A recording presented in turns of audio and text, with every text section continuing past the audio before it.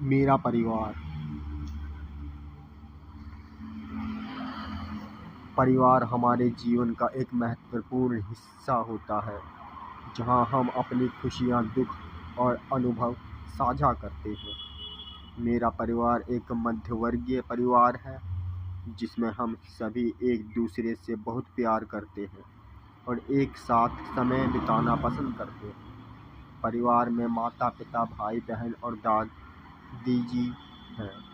हम सब मिलकर एक खुशनुमा वातावरण में रहते हैं, जहाँ प्रेम, समझ और एक दूसरे की देखभाल हमारे रिश्तों की बुनियाद है। मेरे परिवार के सदस्य एक दूसरे के प्रति बहुत ही सहानुभूति रखते हैं और हर छोटी बड़ी परेशानी में एक दूसरे का साथ देते हैं। ये है हमारा परिवार।